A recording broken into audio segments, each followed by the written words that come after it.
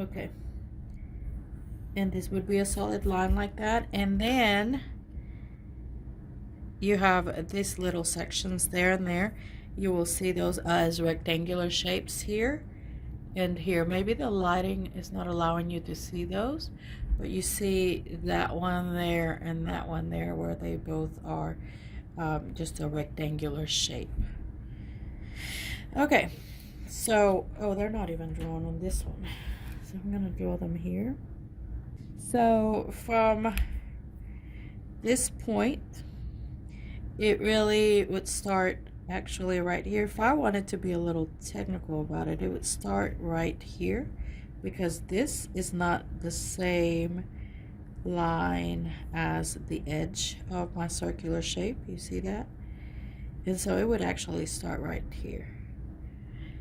So it's over here because it's an excess, not on top of. So this line was wrong. You draw it again here. That's why I like to draw it in pencil first. Okay, and in here we would see that rectangular shape here. There.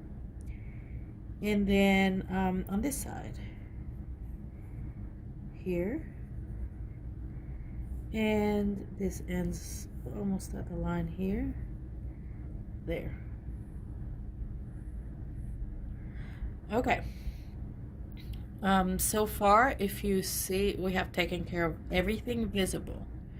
Now let's turn on our Superman powers and have a little x-ray vision to be able to see past the frontal surfaces. So we have a hole here that goes all the way the length, even from this surface all the way back. So this is the quadrant that I need to transfer up. That is here. And this one is right here. So I'm going to show those with hidden lines all the way across, and then this side hidden line all the way across. Okay, and then don't forget the center axis for my hole here. So that's critical in a lot of these cylindrical shapes, so that we can show that there. Okay, here this will be this shallow right here, this thickness here. So that thickness is going to be somewhere around, just guesstimating about there. I just made a mark where my hidden line will go. So from this edge here, we have hidden line, hidden line, hidden line, to where it touches, it would touch that line here.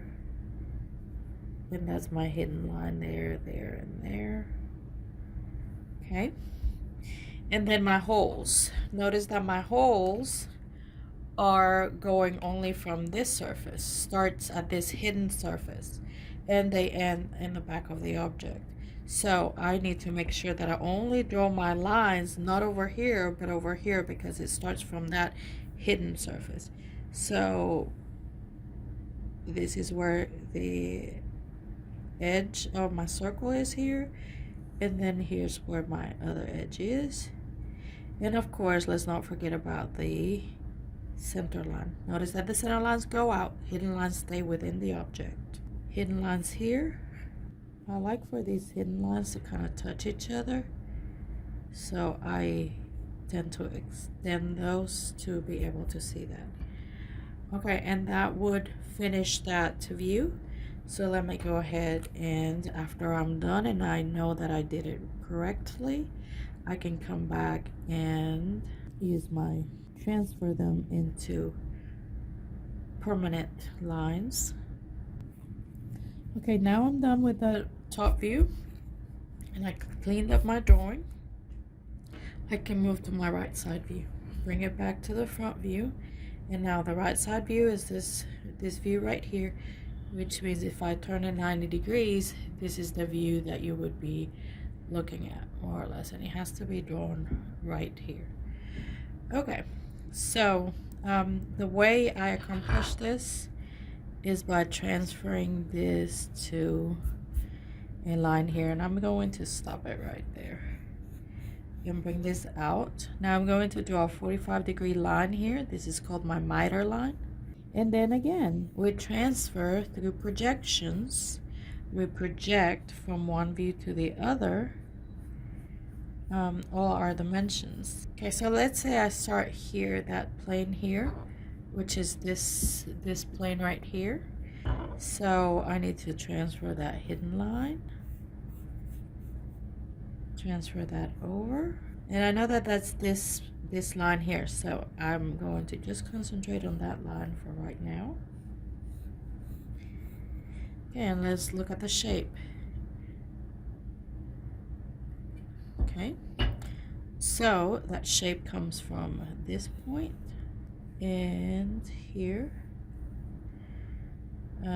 It goes to here. This is where that line would project, and I bring it here. Notice this line here, that comes from the hidden line, which is this edge right here. So that edge, I have to show that edge here like that. Okay, that's only that one plane.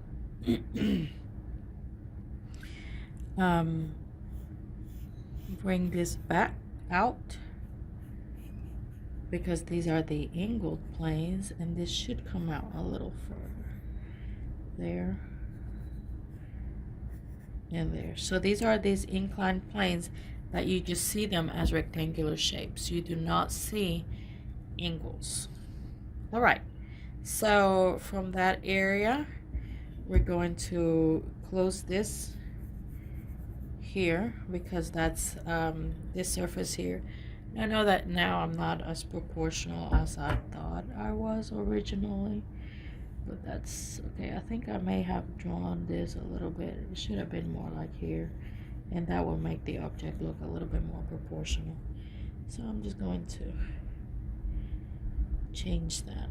If I was using a ruler, it would be more precise, but again, we are concentrating on sketching mainly. Okay. And for sketching, you only need 3 things: paper, pencil, and eraser. I'll use the marker just so that you can see it better. Okay, the cylindrical shape. This is where the cylinder is, so I'm going to transfer this dimension here from here and bring it out. This is where my cylinder ends, so I'm going to draw this line all the way down from that projection. Okay, and then I have this little part, but notice on this section here where there's not a line continuing that circular shape, so I'm going to have to make a break in this line. Okay, but I need to project this back from here and from here to the right side view, and make the projection from the top to the side like this. Okay, right, now I darken this and that like this, and now I can erase this section.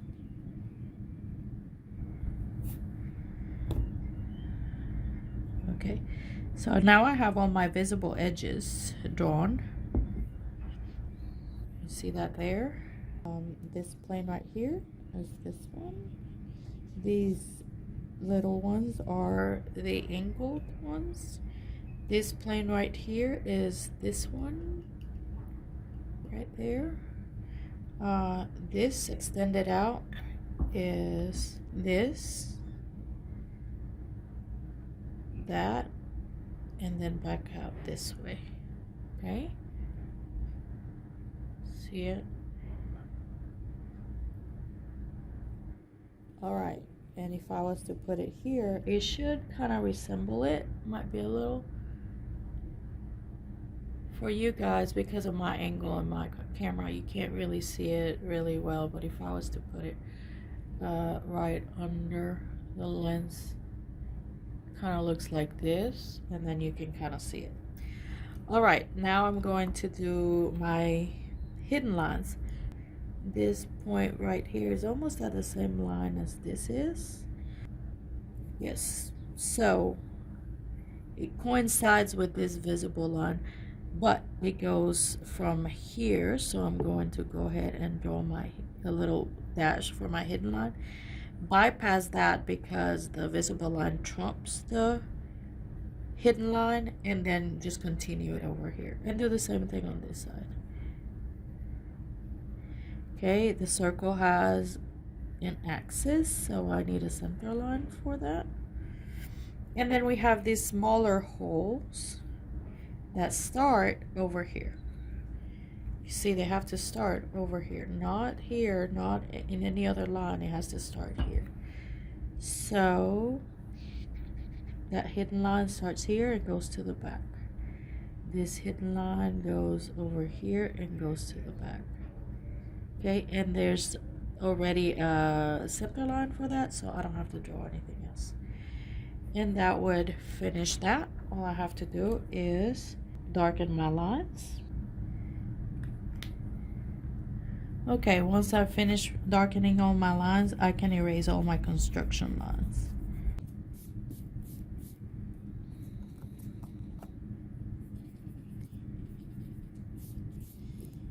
And there you have it, my 3 views.